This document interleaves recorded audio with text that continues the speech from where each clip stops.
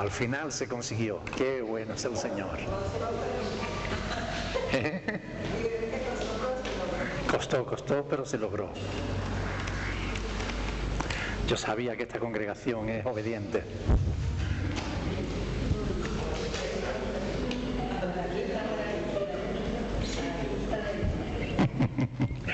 Primero de Corintios, capítulo 15. Qué bueno poder retomar de nuevo los estudios, aunque solo por una semana, porque la próxima semana celebramos la Semana Unida de Oración y no va a haber estudio tampoco, o sea, vamos a estar orando toda la semana serán reuniones de oración, ya diremos cuándo es aquí y cuándo es en otro lugar, pero por lo pronto la próxima semana no vamos a tener estudio el jueves, tendremos oración, así que vamos a aprovechar esta semana, amén. Nos quedamos en el versículo 22 del capítulo 15, versículo 22. Dice, porque así como en Adán todos mueren, también en Cristo todos serán vivificados. Y hoy vamos a comenzar en el versículo 23, vamos a leer el 23 y el 24. Dice, pero cada uno a su debido orden, en su debido orden. Cristo las primicias. Luego los que son de Cristo, ¿cuándo? En su venida. Y luego el fin, cuando entregue el reino al Dios y Padre, cuando haya suprimido todo dominio, toda autoridad y potencia. Amén. Hasta ahí la palabra del Señor. En las palabras anteriores, en los versículos 21 y 22, el apóstol Pablo ha dejado claro que la muerte es una realidad, ¿verdad? Hay que reconocer que la muerte está ahí y que es una realidad con la que tenemos que batallar a diario, ¿no? La muerte entró en el mundo por un hombre, dice el apóstol Pablo, ¿verdad? Y por el hombre la muerte, o sea, la muerte entró en el mundo por un hombre, ¿cómo es? Por el pecado. A ver, Romanos 5:12, vayamos allí, porque a veces la memoria nos falla. Romanos 5:12 dice, por tanto, como el pecado entró en el mundo por un hombre y por el pecado la muerte, así la muerte pasó a todos los hombres por cuanto todos pecaron, ¿verdad? Es decir, que la muerte es una realidad desde el pecado de Adán. ¿Ok? Pero lo que Pablo nos revela aquí en los versículos del 23 al 24, incluso también en los versículos 21 y 22, es que así como en Adán todos mueren, en Cristo todos podemos ser vivificados, ¿verdad? Hay otra realidad, y es que Cristo, además de la muerte, Cristo invirtió el proceso por medio de la resurrección, ¿verdad? La resurrección de los muertos. Ahora, el problema es que a pesar de eso, aún los cristianos seguimos muriendo. ¿Es cierto o no? ¿Verdad?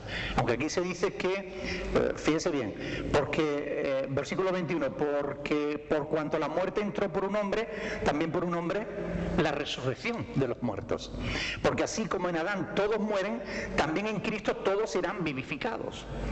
Pero cada uno en su debido orden. Cristo las primicias, luego los que son de Cristo en su venida. Es decir, si en Cristo todos somos vivificados, ¿por qué seguimos muriendo? ¿Cómo poder compaginar ambas cosas?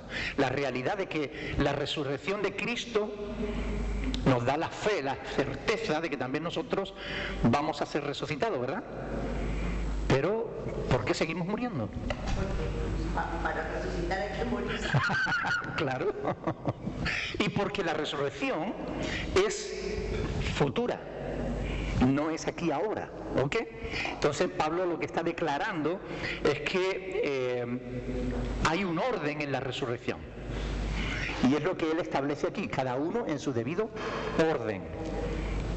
Y es un orden establecido por Dios en los acontecimientos que tienen que ver con el final, en los acontecimientos finales. Cuando dice Cristo las primicias, ¿qué son las primicias? Los primeros frutos, ¿verdad? Por tanto, en cuanto a la resurrección, la primicia quiere decir que Cristo es el primero que resucita. y después los que son de Cristo. Pero ¿no ha habido otros que han resucitado antes de Cristo? Entonces, ¿cómo dice que Cristo es la primicia? Pero no es la resurrección eterna, sino es una resurrección temporal, ¿verdad? Tanto Lázaro como los demás que resucitaron también volvieron a morir. Muy bien. Luego,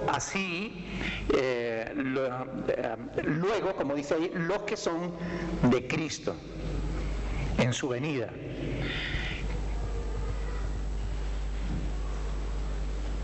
Primero resucita Cristo, después los que le pertenecen recibirán también un cuerpo glorificado semejante al de Jesús, ¿verdad? Vamos a ir a 1 de Tesalonicenses, capítulo 4, donde vamos a ver este pasaje de Pablo, donde él nos habla, aquí en el versículo 1 de Tesalonicenses 4, del 16 al 18. 1 de Tesalonicenses 4, del 16 al 18. ¿Lo tienen? Dice: porque el Señor mismo, con voz de mando, con voz de arcángel y con trompeta de Dios, descenderá del cielo, y los muertos en Cristo resucitarán primero. ¿Quiénes son los muertos en Cristo?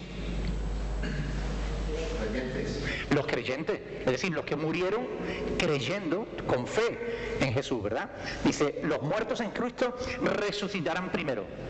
¿Qué pasará después? Dice, luego nosotros, los que vivimos, los que hayamos quedado, vamos a suponer que Cristo viene ahora. Ya sabemos que hay gente, creyentes, que han muerto, ¿verdad? Si Cristo viene ahora, esos muertos que han muerto en fe resucitarían. Pero y nosotros que estamos vivos, dice aquí, seremos arrebatados juntamente con ellos en las nubes para recibir al Señor en el aire, y así estaremos siempre con el Señor. Por tanto, alentaos los unos a los otros con estas palabras. Es decir, que cuando Cristo venga, los muertos, los creyentes que han muerto resucitarán, y los creyentes que estén vivos seremos transformados para ir con el Señor. Arrebatados quiere decir como desaparecidos, ¿no? Quitados de en medio. Cristo vendrá y nos hará desaparecer, nos llevará con Él. Y la gente aquí se preguntará, bueno, ¿y dónde está Tilce? ¿Y dónde está aquí Alejandra? Oye, ¿Carmen se habrá vuelto otra vez a Inglaterra o es que qué ha pasado? ¿Dónde está? Y es que habremos sido arrebatados con el Señor, ¿verdad? En la segunda venida de Cristo, pues los que primero van a resucitar son los creyentes, ¿ok? Los que han muerto con fe en Jesús. No importa que hayan sido comidos por gusanos. No importa que un creyente muriera en un atentado y su cuerpo fuera desparramado por 20.000 sitios, da igual. Esa persona resucitará de entre los muertos y Dios le dará un cuerpo nuevo. ¿Vale? ¿Ustedes creen que Dios tiene poder para eso o no? ¿Hay alguna cosa imposible para Dios? Lucas 1:37 dice, nada hay imposible para Dios. Ahora, después de la resurrección de los cristianos, viene la transformación de los que seguimos vivos, el arrebatamiento de los creyentes. Y Pablo habla de todo eso en 1 de Corintios capítulo 15, volviendo a 1 de Corintios capítulo 15, fíjense, vamos a adelantarnos al versículo 51 y 52. 1 de Corintios 15, del 51 al 52. Dice, he aquí os digo un misterio, no todos dormiremos. Esto es un eufemismo para referirse a la muerte. Es decir, no todos moriremos, dice Pablo, pero todos seremos transformados, todos. Los que hayan muerto por fe en Cristo, como los que estemos vivos cuando Cristo venga. Todos seremos transformados. En un momento, no será un proceso largo, será instantáneo. En un momento, en un abrir y cerrar de ojos. A la final trompeta, porque se tocará la trompeta y los muertos serán resucitados, ¿qué dice? Incorruptible, es decir, en un cuerpo que ya no se lo van a comer los gusanos. En un cuerpo que ya está preparado para resistir la inmortalidad. toda la eternidad. Nuestro cuerpo ahora no puede resistir la inmortalidad porque se deteriora, ¿verdad? Ya a mi edad empiezan a salir los achaques, que si la lumbalgia, que si las coyunturas, que si no sé qué, el oído que se pierde. Qué malo es. Pero es verdad o no, este cuerpo se deteriora.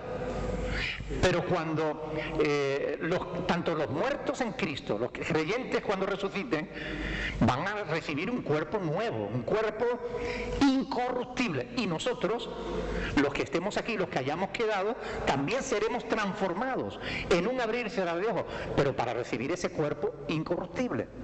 Y nosotros seremos transformados, dice, porque es necesario que esto corruptible se vista de incorrupción y esto mortal se vista de inmortalidad. Amén. ¿Cuántos quieren un cuerpo así? Da igual que seas alto o bajo, gordita o delgadita, da igual. Vas a tener un cuerpo incorruptible. Ya no vas a tener achaque, no vas a tener problemas, no te va a doler la cabeza, ¿verdad? No vas a tener problemas de periodo, no vas a tener problemas de esclerosis, de vista, de oído, ni nada de eso. No vas a tener problemas de ese tipo. Vamos a recibir un cuerpo nuevo. ¿Y eso va a ocurrir cuándo? ¿Cuándo ocurrirá eso? Cuando Cristo venga. Cuando Cristo venga, ¿ok? Pablo está hablando aquí en 1 Corintios 15, en los versículos 20 y tanto, que estamos en el 23 ahora, está hablando de la resurrección, pero está hablando de la resurrección no de los incrédulos, está hablando solo de la resurrección de los creyentes, ¿vale? Porque él le está escribiendo a creyentes, él le está escribiendo a la iglesia de Corinto, por eso no le va a hablar de la resurrección de los incrédulos, que eso será después, más tarde. Primero Cristo, después los creyentes, los incrédulos ya resucitarán después cuando vayan a ser juzgados, ¿ok? Ya lo veremos más adelante. Ahora, es evidente que Dios ha establecido un orden. Pablo lo dice en el versículo 23, ¿verdad? Hay un pasaje en el Apocalipsis en el que Juan habla de esto también. Apocalipsis capítulo 20, vamos a ver cómo habla de dos resurrecciones. Apocalipsis capítulo 20, versículo 4.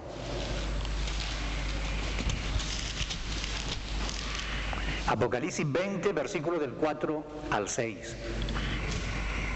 Dice, y vi tronos, lo tienen, ¿verdad? Y vi tronos, y se sentaron sobre ellos los que recibieron facultad de juzgar. Y vi las almas de los decapitados por causa del testimonio de Jesús. Por cierto, ustedes saben que hay gente que están siendo decapitados por causa del testimonio de Jesús. Pues aquí se está hablando de ellos. Dice, y vi las almas de los decapitados por causa del testimonio de Jesús y por la palabra de Dios, los que no habían adorado a la bestia ni a su imagen, y que no recibieron la marca en su frente ni en sus manos, y vivieron y reinaron con Cristo 1000 años. ¿Ok? Pero los otros muertos, escuchen bien, no volvieron a vivir, ¿hasta cuándo? Hasta que se cumplieron 1000 años. Esta es la primera resurrección. Bienaventurado el santo que tiene parte en la primera resurrección. La segunda muerte no tiene potestad sobre ellos, sobre estos, sino que serán sacerdotes de Dios y de Cristo y reinarán con él 1000 años. Por tanto, los creyentes resucitarán. Primero Cristo, después los cristianos que han muerto resucitarán, los vivos, los cristianos vivos serán transformados, serán arrebatados, y después de 1000 años que Cristo esté reinando aquí en la tierra, entonces después de esos 1000 años es que los incrédulos serán resucitados. Los que sean resucitados, la segunda resurrección no es para ser salvos, ¿ok? Los que resucitan en la segunda resurrección son para ser juzgados y echados al lago de fuego, porque son los incrédulos, los que no quisieron creer en Jesús, los que rechazaron el amor de Dios expresado en la cruz del Calvario. Solamente los que resucitan en la resurrección primera, es decir, los cristianos que han muerto con fe en Cristo, son los que serán salvos. ¿Por qué a los 1000 años? Porque será un periodo de tiempo en el que Cristo estará reinando aquí en la tierra, durante 1000 años. ¿Perdón? Los incrédulos estarán aquí, pero estarán sometidos, porque cuando la Biblia habla del regreso de Cristo a la tierra, dice que no va a venir otra vez para nacer humildemente en un pesebre, ni para ser otra vez crucificado, no. Esta vez viene montado en un caballo blanco, con una espada en su mano, y dice, viene con vara de hierro para regir, es decir, gobernar sobre las naciones. Ustedes saben que al principio, cuando Dios creó el cielo y la tierra, y creó al ser humano, y lo puso sobre este mundo, le dijo Dios al hombre que se complaciera en todo lo que él había hecho, porque Dios lo había hecho para el hombre, que el hombre gobernara la tierra, ¿verdad? Pero sabemos que el hombre pecó, y al pecar, pues el hombre perdió su autoridad. Esto lo vamos a ver también más adelante. Desde entonces, el mundo es un caos. A pesar de que la ciencia aumenta, a pesar de que hay mucho avance informático, tecnológico y todo lo que queramos, el ser humano no es mejor persona. A pesar de que acumule mucho conocimiento y sabiduría, el mundo no está mejor ahora que antes. Es más, si somos realistas, veremos que la maldad que hay hoy es infinitamente mayor que la que había antes. Conforme va avanzando el tiempo, hay mayor perversión, mayor maldad en el mundo. Y esto es así porque quien está realmente gobernando el mundo, ¿quién es? ¿A quién se le llama el Dios de este siglo? Al diablo.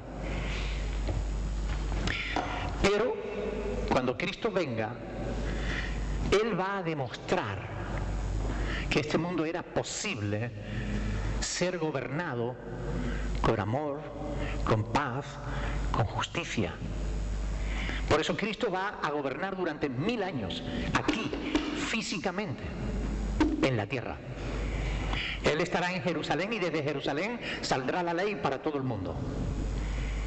Y Cristo durante esos 1000 años va a demostrar que los problemas del mundo no es la falta de dinero, que los problemas del mundo no son otra cosa que el pecado que hay en el corazón del hombre.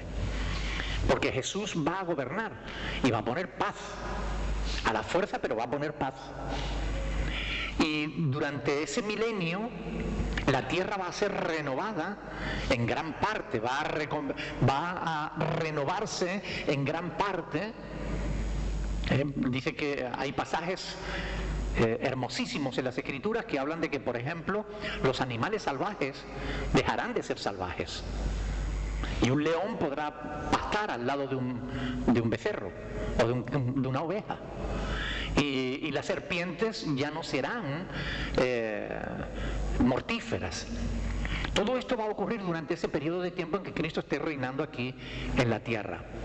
Hay muchísimos pasajes, sobre todo en el libro de Isaías y demás, que hablan de ese periodo hermosísimo que va a haber durante 1000 años en la tierra. Pero fíjense cómo es el ser humano, que al cabo de esos 1000 años, Satanás, que ha permanecido atado sin poder tentar al ser humano, cuando Satanás sea suelto, conseguirá reunir a dos grandes naciones.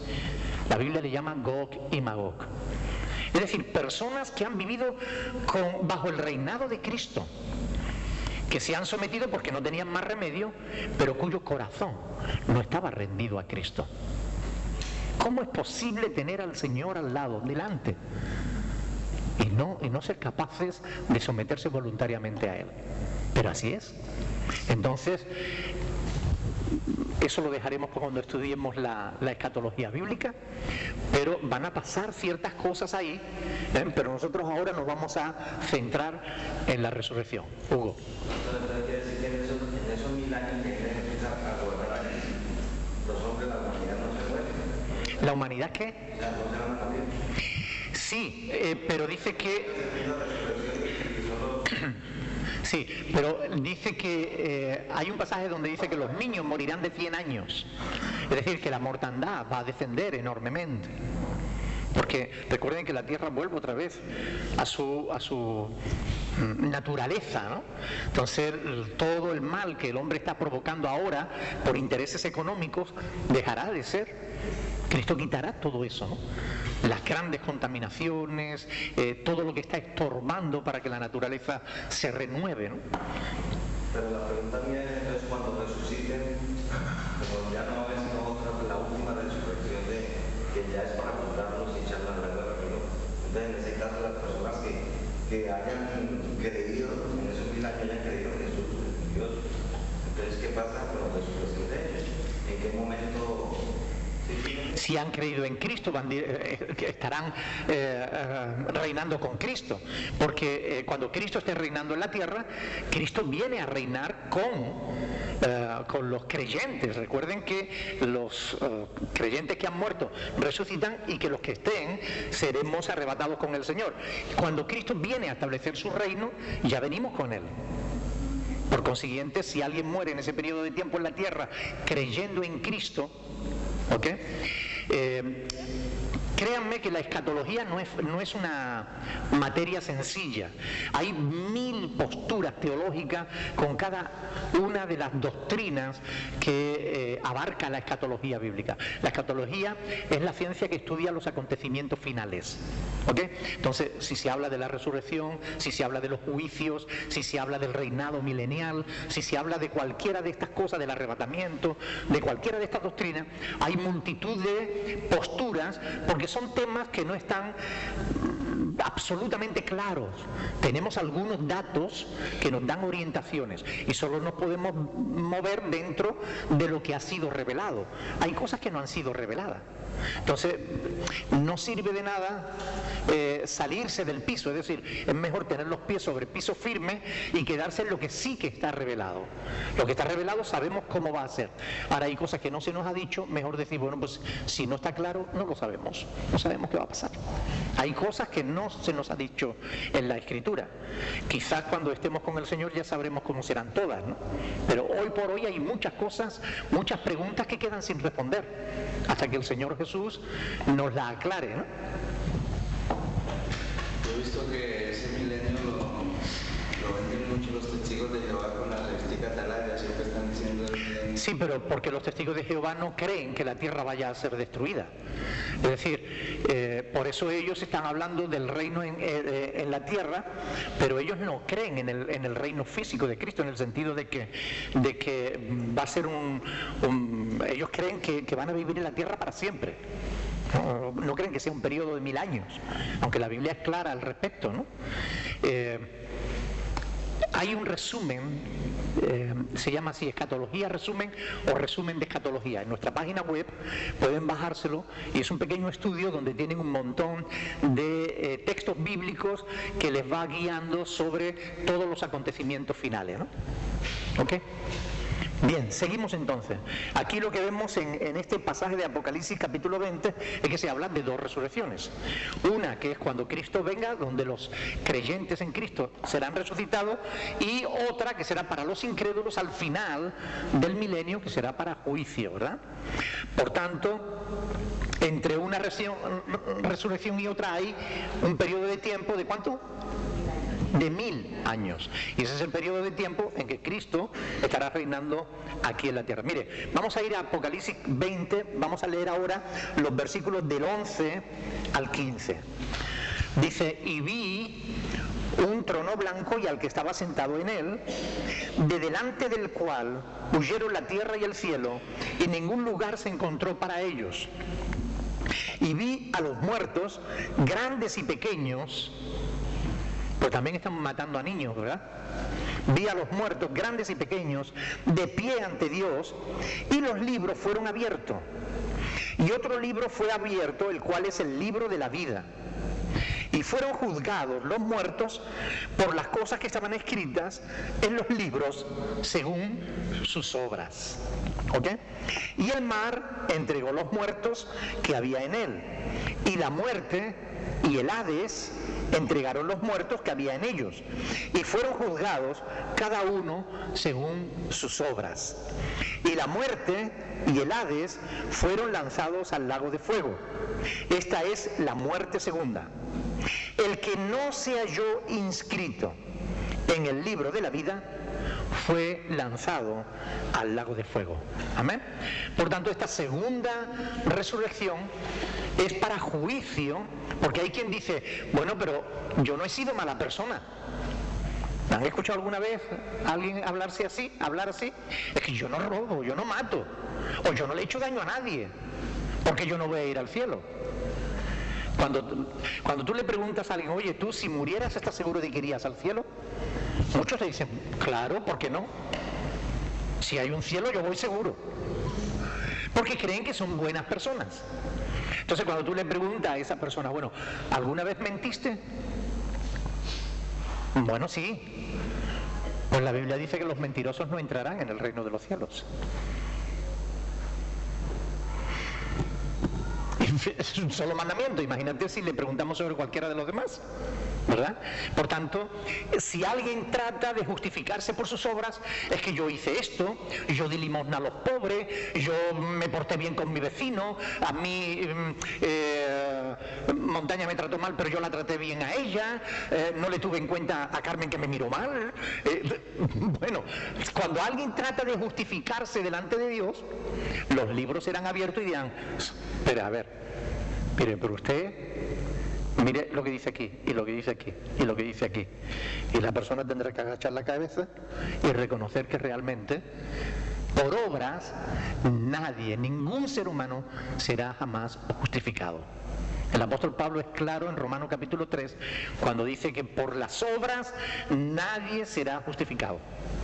O sea que esta es una resurrección para juicio y después del juicio la condenación. Por eso es importante asegurarse de que si resucitamos lo hagamos en la resurrección primera. ¿Qué es lo que hay que hacer para asegurarse de que vamos a resucitar en la resurrección primera? Creer, pero creen hasta los demonios. Creer y hacer la voluntad de Dios. Asegurarse de que hemos nacido de nuevo. Tenemos que asegurarnos de que hemos nacido de nuevo. Es decir, de que nuestra fe de verdad ha producido un cambio en nosotros. Porque si decimos que tenemos fe, pero el cambio no se ha producido, tenemos fe, pero no somos salvos. ¿Es posible eso? Es posible. Por tanto, hay que asegurarse. La epístola del apóstol Juan es como una radiografía. Si ustedes, la primera epístola del apóstol Juan, si ustedes se miran ahí, ustedes verán si realmente han nacido de nuevo o no. Por ejemplo, dice en el capítulo 1, versículo 5, ¿no? Dice, Dios es luz y no hay ninguna tinieblas en él. Si alguno dice que anda en Dios, o sea, que anda en luz, pero sin embargo está andando en tinieblas, dice, mentimos, ¿verdad? Por consiguiente, nadie que de verdad esté en Dios va a andar en tinieblas. Pero dice, si decimos que no tenemos pecado, nos engañamos a nosotros mismos y la verdad no está en nosotros. Ah, no, pero eso no es pecado, yo no peco, yo soy una buena persona. Cuando uno no tiene conciencia de pecado, es que no ha nacido de nuevo. Ah, es que Dios es bueno, Dios lo perdona todo. Cuidado, porque la Biblia dice claramente que hay cosas que Dios no va a perdonar. ¿Ok? Por tanto, la palabra de Dios tiene pasajes más que suficientes para hacernos ver si de verdad somos o no somos. El apóstol Pablo dice, examinaos a vosotros mismos, a ver si estáis en la fe. Por tanto, nos tenemos que probar a nosotros mismos, examinarnos. Cuando nos duele algo vamos al médico para que nos examine. Pues espiritualmente tenemos que ir a Dios, a su palabra, y mirarnos en la Biblia para ver si realmente hemos nacido de nuevo o no.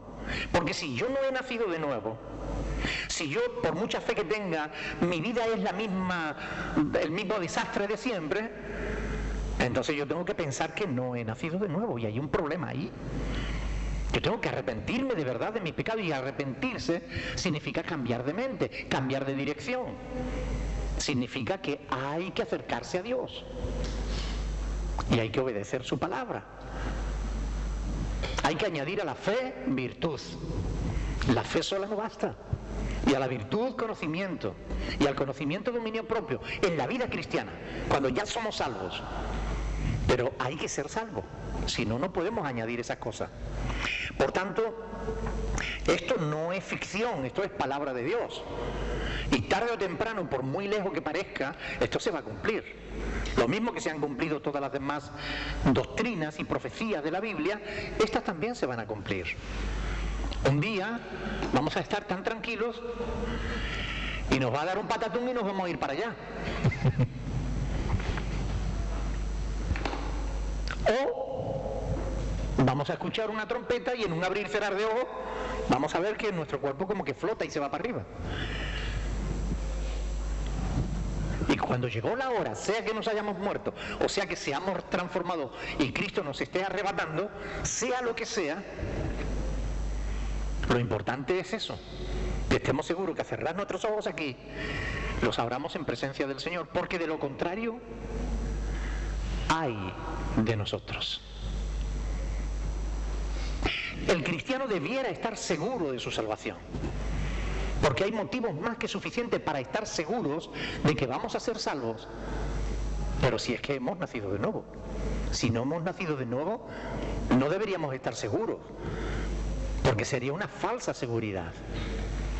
Hoy las iglesias están llenas de gente que cree que son salvas sin haber nacido de nuevo. Hay gente que creen que porque hicieron una oración o levantaron una vez la mano, o porque diezman o porque asisten a la iglesia, y ya por eso son salvos. Y créanme, eso no es suficiente. Hay que entregarle nuestra vida a Cristo. Si alguno quiere venir en pos de mí, niéguese a sí mismo, tome cada día su cruz y sígame. Amén. Por tanto, no es ficción, es palabra de Dios, y como palabra profética se cumplirá. ¿Recuerdan Daniel capítulo 12, versículo 2? Fíjense lo que dice. Daniel capítulo 12, versículo 2. Es un texto conocido.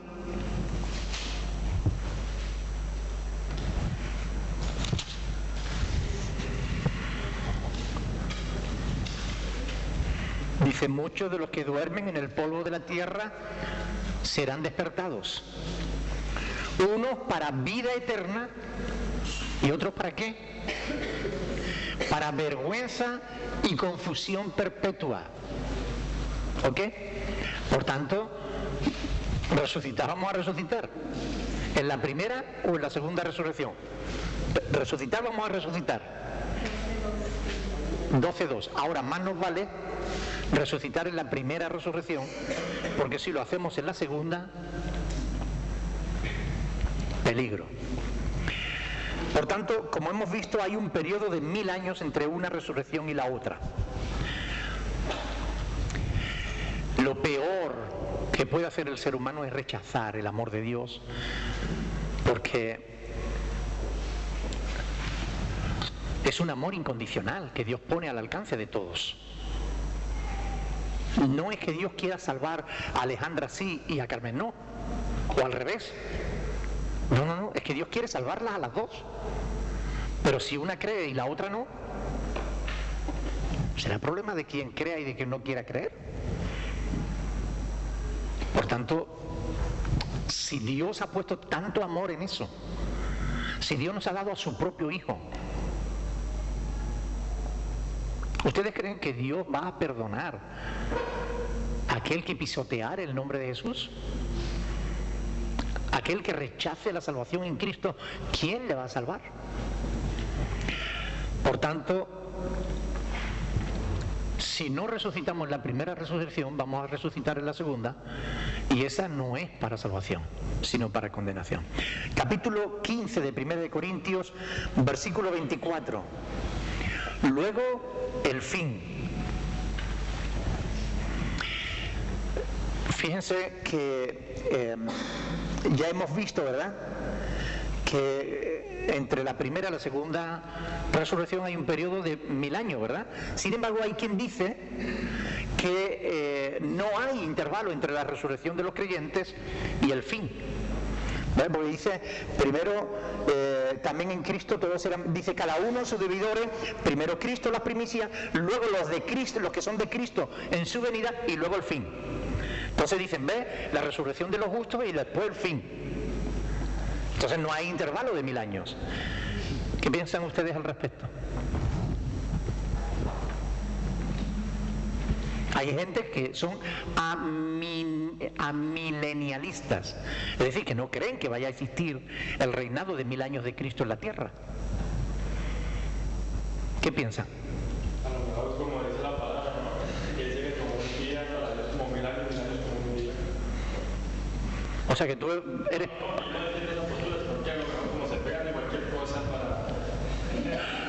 ¿Pero tú crees que habrá un reinado de Cristo de 1000 años o no? ¿Por qué? Sí, pero es que aquí dice, y luego el fin.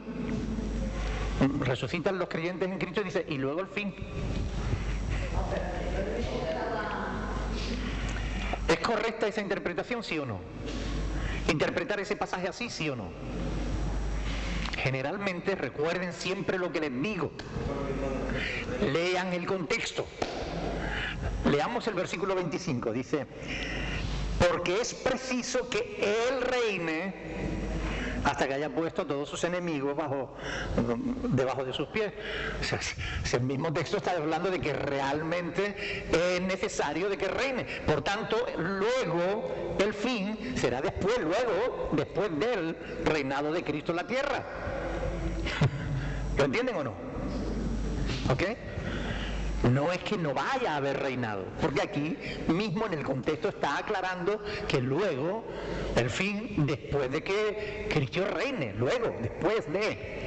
porque es preciso que Él reine hasta que haya puesto a todos sus enemigos bajo el estrado de sus pies. Por tanto, sí que va a haber un reino milenial, aunque algunos no lo quieran creer. ¿Ok?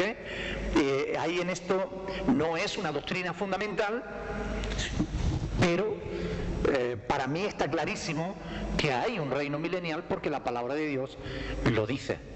Y si la palabra de Dios lo dice, yo lo creo. ¿Ok? Así de simple. Por tanto, la palabra luego lo que significa es después de que se haya consumado la obra de Cristo en la tierra, es decir, ese periodo de tiempo en el que Cristo va a estar reinando. Y luego el fin, cuando entregue el reino. ¿Cómo va a entregar el reino si no está reinando? ¿Ok? ¿Verdad? Por tanto, ¿qué significa la palabra fin? No hablen a medida, levanten la mano y hablen con claridad. El fin de todo. Cuando habla del fin aquí se refiere al final de todas las cosas, al final de los tiempos, ¿ok? A la consumación de los tiempos. Después de que, como dice ahí el apóstol Pablo, haya puesto fin a todo dominio, todo tipo de dominio, toda autoridad y todo poder. Cuando haya, como dice ahí, dice, luego el fin, cuando entregue el reino al Dios y Padre, cuando haya suprimido todo dominio, toda autoridad y toda potencia. Cuando haya suprimido, la palabra suprimir es catargeó, que significa anular, hacer ineficaz, cancelar, destruir, quitar, abolir. Es decir, cuando quite, cuando Él haga nulo todo poder, todo dominio, toda autoridad de los hombres o del diablo, de quien sea. ¿Ok? Porque toda autoridad que hay actualmente va a desaparecer. Y la autoridad que va a venir ¿Qué autoridad es la que va a venir? La de un hombre que va a gobernar en todo el mundo. ¿Cómo se le llama? Eso, hablen con voz fuerte, que yo me entere. El anticristo. Ese anticristo que va a gobernar durante un periodo corto un corto espacio de tiempo en la tierra, también va a llegar a su fin, porque Cristo va a abolir todo dominio, todo poder, toda autoridad de todo tipo. Curiosamente, la palabra que se traduce aquí por suprimido, cuando haya suprimido, es, como digo, catargeo, que es el mismo término que se usa en Efesios capítulo 2, versículo 15, cuando habla de que Cristo abolió la ley de los mandamientos expresados en ordenanza. Cristo suprimió, como dice ahí, abolió, quitó, hizo ineficaz, canceló, destruyó, quitó, abolió la ley. Nosotros no estamos bajo la ley, estamos bajo la gracia.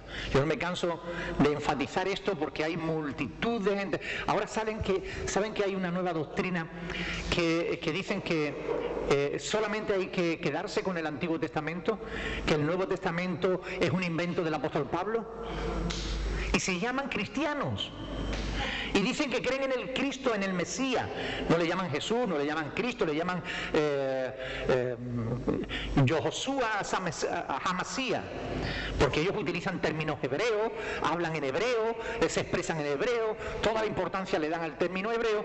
Y Pablo, en las doctrinas de Pablo y el Nuevo Testamento y todo lo que tenemos en la Biblia, dicen que es un salir de la revelación de Dios. Pero miren, ¿es que están locos o qué? ¿Cómo se pueden llamar cristianos y no creer en el Nuevo Testamento? Cuando el Nuevo Testamento es la culminación del Antiguo Testamento. Es la clara demostración de que el Antiguo Testamento se cumple justamente en Cristo. Y Cristo instituye su iglesia. Y Él llamó a los apóstoles que escribieron el Nuevo Testamento. Pero cada día surgen nuevas falsas doctrinas. Pero tenemos que aferrarnos de la palabra revelada de Dios, agarrarnos ahí y defender la verdad por encima de todas las cosas. Por eso es importante cuando alguien lanza un dardo, un dardo envenenado, cuando alguien lanza un pasaje bíblico mal interpretado, cuando utiliza una frase torcida, cuando alguien quiere manipular la verdad, hay que defender la verdad. No nos podemos quedar callados. Y cuando defendemos la verdad, siempre hay algunos lelos, porque no sé cómo llamarlos, no sé de qué otra manera llamarle, creyentes que creen, hermano, no discutan, hay que amar, hay que predicar el Evangelio. Sí, es necesario discutir. Lo dice la palabra de Dios, Judas, versículo 3. Es necesario contender ardientemente por la fe que le fue una vez dada a los santos. Lo dice la Escritura, está escrito. Hay que defender la verdad. La iglesia tiene que ser columna y baluarte de la verdad. No podemos callar cuando se están lanzando mentiras. Tenemos que decir, ese señor es un embustero, ese señor es un falso profeta. Y a mí no me importa dar nombre y decirlo claramente, porque es así. Si callamos los que tenemos la verdad y solo los que tienen la mentira hablan, ¿en qué va a quedar? ¿Qué va a creer la gente? Por eso cuando alguien lanza un dardo envenenado, uno tiene que salir con la palabra de Dios y contrarrestar esa mentira con verdad. Porque es la verdad, es la luz. La Biblia dice, lámpara es a mis pies tu palabra y lumbrera a mi camino. Es la luz de la palabra, la luz de la verdad, lo que hace ahuyentar la oscuridad de la mentira. Pero si callamos, ¿cómo creerán la gente en la verdad? Si no hay quien les predique la verdad. Por ahí andan diciendo que tenemos que cumplir la ley.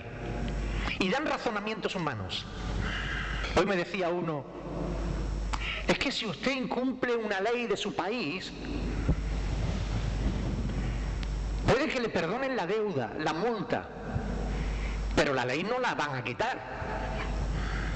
Pero oiga, es que no estamos hablando de asuntos humanos, ni de leyes humanas. Estamos hablando de asuntos divinos. Y no hay que hablarlo en base a razonamientos humanos, sino en base a lo que la Sagrada Escritura nos revela. Y la palabra de Dios dice que la ley ha sido abolida. Y si lo dice la Escritura, debemos creerlo. Amén. Ahora, ¿qué va a suprimir? ¿Qué dice ahí? Cuando haya suprimido todo dominio, toda autoridad y toda potencia. Ahí esas tres palabras hacen referencia a todo tipo de influencia humana, de autoridad humana o diabólica. Porque créanme que hoy en día hay mucha autoridad diabólica gobernando este mundo.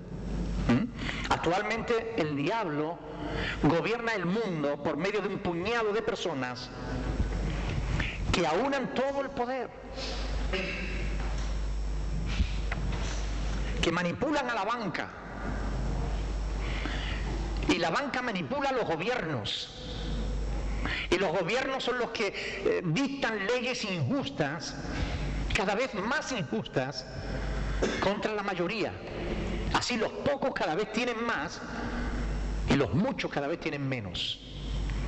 ¿Cómo podemos explicar que un gobierno como el de España esté negando una vacuna que hay para la hepatitis C y hayan sido necesarios 12.000 muertes para que el gobierno reaccione? 12.000 personas han perdido la vida porque los señores del PP no le quieren dar la vacuna a todo el mundo. Hay que orar por el gobierno para que Dios les dé sabiduría. Pero también hay que orar para que quite de en medio a la gente que son injustas y ponga personas justas. Porque no es justo que una mujer que tiene una niña con cáncer, una niña de 6 años con cáncer, en plena Navidad, la presidenta del Ayuntamiento de Madrid, Ana Botella, haya expulsado a esa familia de su casa y la haya dejado dormir en la calle. Eso no es justo. Eso clama al cielo. Y todos estos políticos van a tener que dar cuenta delante de Dios. ¿Pero por qué ellos legislan de esa manera? ¿Ustedes quieren creer que un mendigo, si cogen a un mendigo buscando alimentos en la basura, le ponen una multa de 750 euros? ¿Pero estamos locos o qué? ¿Es que acaso el que busca comida en la basura tiene 750 euros? Si lo tuviera, ¿no se iría a un restaurante a comer? Pero es lo que está pasando en este país, y no solo aquí, sino en todo el mundo. ¿Saben por qué? Porque los políticos tienen las manos atadas, porque son marionetas de los bancos. Y los bancos son marionetas de un grupo de personas que son la élite, los que están gobernando de verdad, gente que no han sido votados por nadie y que están forzando a legislar leyes que están llevando a la miseria a la mayoría de la humanidad. ¿Ustedes creen que no hay recursos en la tierra como para haber acabado con el hambre hace ya mucho tiempo? Sin embargo, cada Navidad se hacen campañas y campañas para que tú, el trabajador que cobra 400 euros, 450 euros del INEM porque estás en paro y no tiene ni para comer, tú cojas de ese dinero y aportes para la campaña de los niños no sé qué, de los pobrecitos no sé cuánto y tal, cuando son los gobiernos los que tienen el dinero y lo manejan mal. ¿Por qué los bancos tienen hoy en día cientos de miles de viviendas cerradas, mientras tantas familias están en la calle, viviendo debajo de puentes? Hablo de España, en chabolas, cuando en España ya no había chabolismo desde hacía muchos años. ¿Por qué? Porque el diablo sigue gobernando a través de un puñado de gentes que manipulan, que hacen que el mundo sea lo que el mundo es. Pero mire, Dios ya le ha puesto fecha de caducidad. a todo ese dominio, a toda esa autoridad, a todo ese poder. Esos señores van a perder su poder y van a tener que dar cuenta delante de Dios. Y o se arrepienten de sus pecados o acabarán en el lago de fuego, donde estarán amargados por toda la eternidad, sin esperanza y sin posibilidad de salir de allí. ¿Ustedes creen que estos señores que intentan gobernar el mundo lo van a conseguir? Ellos creen que lo están consiguiendo. Pero cuando crean que de verdad tienen el control, entonces aparecerá Cristo y se los arrebatará de las manos. Yo estoy deseando que sea así. Aunque todavía ejercen influencia, todavía siguen teniendo control. Pero aquí Pablo nos está hablando de que va a llegar el momento en que Cristo va a quitar, va a suprimir todo dominio, toda autoridad y toda potencia. ¿Y quién se la suprimirá? Cristo. Versículo 25. Porque preciso es que Él reine hasta que haya puesto a todos sus enemigos debajo de sus pies. No solo dice Pablo que Cristo va a gobernar, sino que es preciso, que debe gobernar. Está promoviendo el concepto de la necesidad. Dios ha establecido como necesidad, ha impuesto esa necesidad de que su Hijo gobierne. Y esto ya fue profetizado en el Salmo 110, versículo 1. Léanlo conmigo. Salmo 110,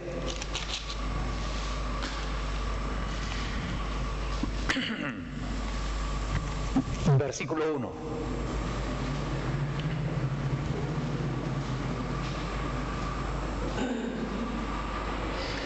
Dice, Jehová dijo a mi Señor.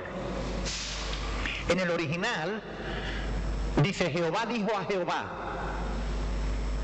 lo cual es una clara demostración de la divinidad de Cristo. Este es uno de esos pasajes hermosos para darle a los testigos de Jehová con él en la nariz.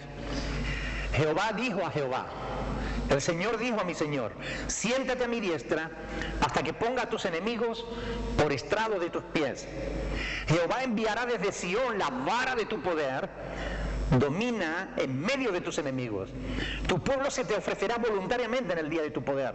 En la hermosura de la santidad, desde el seno de la aurora, tienes tú el rocío de tu juventud.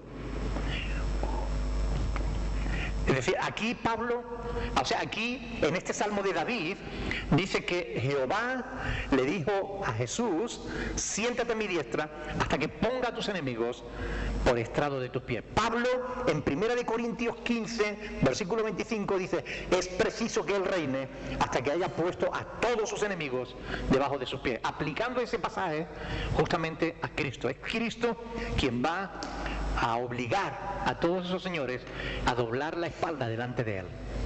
¿Recuerdan el pasaje cuando dice que toda rodilla se doblará delante del Señor? Y toda lengua confesará que Jesucristo es el Señor para la gloria de Dios Padre. Eso va a ser así. Él va a derrotar a todos sus enemigos. Y después dice, vamos a ver en 1 de Pedro capítulo 3,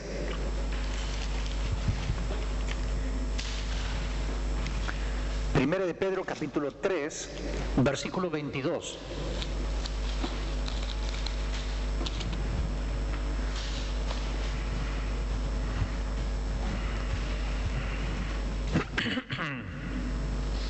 Quien habiendo subido al cielo, dice Pedro, está a la diestra de Dios y a Él están sujetos ángeles, autoridades y potestades. Es decir, es evidente que Cristo ya tiene el poder. ¿Recuerdan las palabras de Jesús antes de partir? Cuando le dijo a sus discípulos, cuando se estaba despidiendo de sus discípulos, le dijo, toda potestad me es dada en el cielo y en la tierra. Él tiene todo el poder. Únicamente que está permitiendo que estos todavía sigan gobernando hasta que se cumpla el tiempo. Pero Él ya ha establecido la sentencia. Él ya ha establecido, es como alguien que está sentenciado y todavía no ha entrado en prisión, pero va a entrar. Escuchen bien, hay una sentencia de Cristo. Todo poder, todo dominio, toda autoridad va a ser anulado, suprimido, porque es preciso que así sea. Por ahora continúan ejerciendo esa influencia hasta que el Señor suprima al final de los tiempos esa autoridad. Versículo 26. Y el postrer enemigo, 1 Corintios 15, 26. Y el postrer enemigo que será destruido es la muerte. La muerte que es la consecuencia del pecado del hombre. La muerte que ha estado ejerciendo control desde entonces y seguirá ejerciendo control hasta que Cristo la derrote. Bueno, Cristo la derrotó ya en la resurrección, ¿verdad? Pero hasta que Cristo ponga fin a su reino de terror. Desde el pecado de Adán hasta la resurrección de Cristo. También la muerte terminará por perder su poder sobre los hombres, su influencia. Hay puesta ya en el corazón de Dios una fecha de caducidad, en que la muerte también será echada en el lago de fuego. Apocalipsis 20, 14. Este es el interés de Pablo con esta porción de la Escritura, con esta perícopa bíblica. Porque los corintios, algunos de los corintios, estaban negando la resurrección de Cristo. No se daban cuenta de que Cristo había triunfado sobre la muerte y que Él tiene las llaves de la vida y de la muerte. Apocalipsis 1, 18. Según el apóstol Juan, tanto la muerte como el Hades serán lanzados al lago de fuego. Apocalipsis 20, 14. Así que en el cielo y en la tierra nuevos, en los nuevos cielos y la nueva tierra, ¿existirá la muerte? ¿Seguro? No, no existirá. Apocalipsis 21:4. Vamos a leerlo, hermano, porque es uno de esos pasajes que nos tienen que alentar, que nos tienen que animar. Apocalipsis capítulo 21, dice ahí, versículo 1: vi un cielo nuevo y una tierra nueva, porque el primer cielo y la primera tierra pasaron, y el mar ya no existía más. Yo, Juan, vi la santa ciudad, la nueva Jerusalén, descender del cielo de Dios, dispuesta como una esposa, ataviada para su marido. Y oí una gran voz del cielo que decía: he aquí el tabernáculo de Dios con los hombres. Y Él morará con ellos, y ellos serán su pueblo, y Dios mismo estará con ellos como su Dios. Enjugará Dios toda lágrima de los ojos de ellos, y ya no habrá muerte, ni habrá más llanto, ni clamor, ni dolor, porque las primeras cosas pasaron, dejaron de ser. Amén. Ya no habrá más muerte. Bendito sea el Señor. Por tanto, no habrá muerte en el nuevo cielo y la nueva tierra. Versículo del 27 al 28, vamos a leerlo. 1 Corintios 15, del 27 al 28. Dice Pablo ahí: porque todas las cosas las sujetó debajo de sus pies. Cuando dice todas las cosas han sido sujetadas a Él, claramente se exceptúa a aquel que sujetó a Él todas las cosas. Pero luego que todas las cosas le estén sujetas, entonces también el Hijo mismo se sujetará al que le sujetó a Él todas las cosas, para que Dios sea todo en todos. Amén. Todas las cosas. Fíjense que en el versículo 25 hablaba de qué iba a someter. Dice a sus enemigos, ¿verdad? Pero ahora en el 27 Pablo amplía y dice que va a someter ¿a qué? Todas las cosas. Una frase que nos recuerda el canto de David, ¿verdad? Cuando habla de la grandeza del hombre, ¿no? En el Salmo 8, léanlo conmigo, Salmo 8, porque es interesante que nos demos cuenta de esto, Salmo capítulo 8, versículos del 6 al 9. 8 del 6 al 9. Vamos a leerlo desde el 5, yo creo. Le has hecho poco menor que los ángeles y lo coronaste de gloria y de honra. Porque lo hizo hombre, ¿verdad? Le hiciste señorear sobre las obras de tus manos. ¿Y qué dice? Todo lo pusiste debajo de sus pies. Ovejas y bueyes, todo ello. Y asimismo las bestias del campo, las aves de los cielos y los peces del mar. Todo cuanto pasa por los senderos del mar. Oh Señor, oh Dios, Señor nuestro, cuán grande es tu nombre en toda la tierra, ¿verdad? El Creador le dio autoridad. ¿Qué pasó con esa autoridad cuando Dios le dio la autoridad al hombre? Que el hombre la perdió por causa de su pecado, ¿verdad? Pero aquí Pablo está aplicando esa grandeza del hombre, se la está aplicando a Cristo, no al hombre. Ahora, fíjense, Efesios capítulo 1, del 22 al 23. Efesios capítulo 1. La carta de los Efesios es una carta hermosísima. Cuando tengan tiempo, por favor, léanla. Es para deleitarse. Es como una ventana al mundo espiritual. Cuando estás leyendo Efesios, es como si estuviera abriendo la ventana y metiendo la cabeza. Vas a ver cosas maravillosas. Léanla, por favor. Fíjense en el capítulo 1, versículos 22 y 23. Dice, y sometió todas las cosas, Efesios 1, 22. Y sometió todas las cosas bajo sus pies y lo dio por cabeza sobre todas las cosas a la iglesia, la cual es su cuerpo. Y dice más, la plenitud de aquel que todo lo llena en todo. Cristo en ti, donde quiera que tú estés. La iglesia, somos la plenitud de Cristo. Bendito sea el Señor. ¿Hay algo que no esté sujeto a Cristo?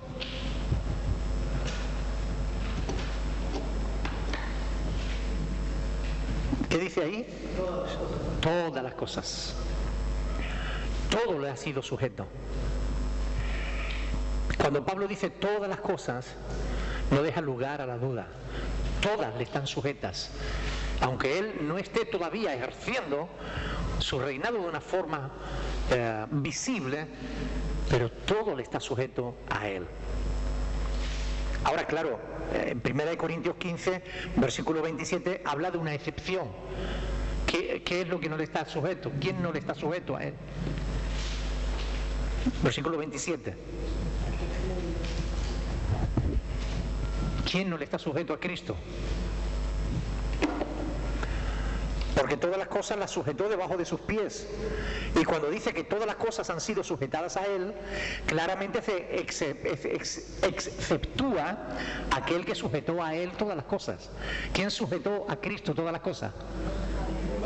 El Padre, evidentemente. ¿Qué significa eso? Que le están sujetas todas las cosas.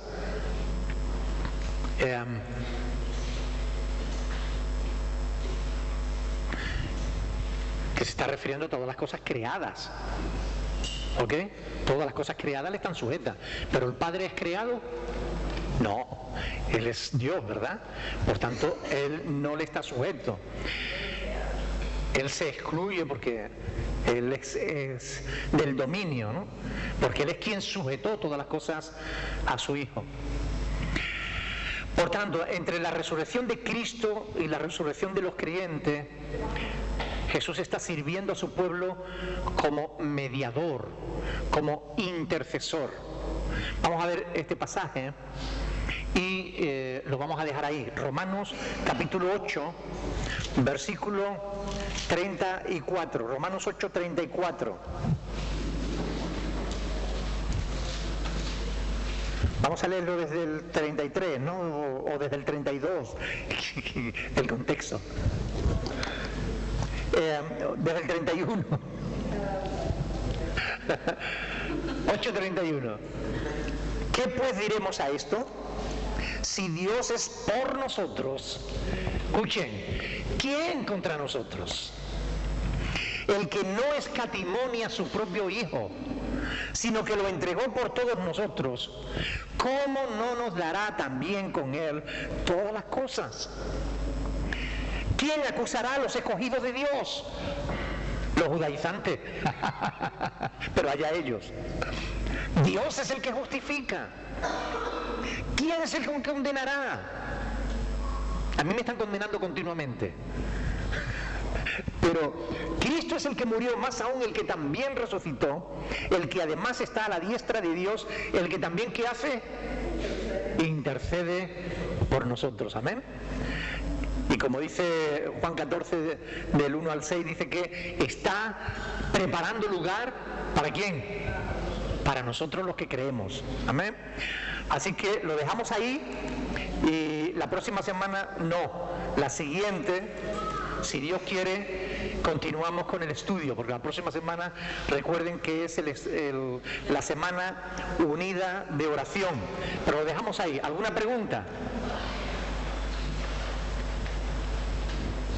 Todo esto que ha hablado de la clase de hoy día, todavía después viene cuando todo será, los cielos pasarán, aquí todo será quemado. Eso es al final. Eso es al final del final. Ese es el fin. Porque es cuando ya, si lees el resumen de escatología, verá que hay ciertos acontecimientos que van uno detrás de otro. El reinado de Cristo, después del reinado de Cristo, Satanás es suelto, Satanás reúne a Gog y Magog, se congregan para hacer guerra contra Cristo, y cuando va a dar la orden de atacar, desciende fuego del cielo, y ahí llega el fin. ¿Ok? Bien, paso a paso, vamos para adelante, amén. Pero qué hermosa la palabra, poder estudiarla, poder meditarla. Quiero que estén orando, hermanos, porque como anuncié, estamos creando el seminario a distancia. Ya hay 20 y tantas solicitudes de personas que quieren estudiar. En un solo día, 20 y tantas solicitudes. Entonces nos va a dar mucho trabajo, pero va a ser una bendición el poder ayudar a tantos hermanos en diferentes lugares. Tenemos solicitudes de Estados Unidos, de diferentes lugares de Estados Unidos, de Venezuela, de Colombia, de Argentina, de México, de distintos, de aquí de España, de diferentes lugares, de Madrid, Barcelona, Valencia. Estén orando, porque es poner al alcance de quienes quieren servir a Dios, poner al alcance de ellos el conocimiento necesario, un conocimiento intelectual, pero es un conocimiento necesario que esperemos que sea acompañado después de un compromiso espiritual, para que puedan servir al Señor aquellos que han salido de congregaciones donde no le estaban enseñando la verdad y no saben qué enseñar ahora. Entonces tenemos solicitudes de diferentes lugares y ya lo hemos puesto en marcha. Ya estamos trabajando en la confección de las lecciones. Vamos a grabar unos vídeos. Los creyentes rellenarán una hoja de inscripción que ya está en nuestra web, y recibirán una clave por correo electrónico y ellos podrán acceder a una serie de vídeos, podrán ver los vídeos y rellenar un cuestionario que tendrán que remitirnos por correo electrónico para que nosotros se lo corrijamos. Así estudiarán 4 materias: hermenéutica, teología, homilética y consejería pastoral. Lo básico para que al menos puedan tener un fundamento de conocimiento bíblico para poder servir a Dios. Estén orando, porque hay muchas solicitudes y más que van a venir. Por eso, ya digo, en un solo día tenemos ya 20 y tantas. Entonces estén orando para que Dios nos dé sabiduría, para que podamos estimular al estudio de la Escritura, porque es importante. Hoy en día más que nunca, en medio de la confusión que hay, es importante que la gente conozca la verdad. Amén. Así que por favor apóyennos en oración y estén orando por estas personas que van a estar estudiando en el seminario Berea. Amén. Vamos a ponernos de pie, vamos a dar gracias al Señor.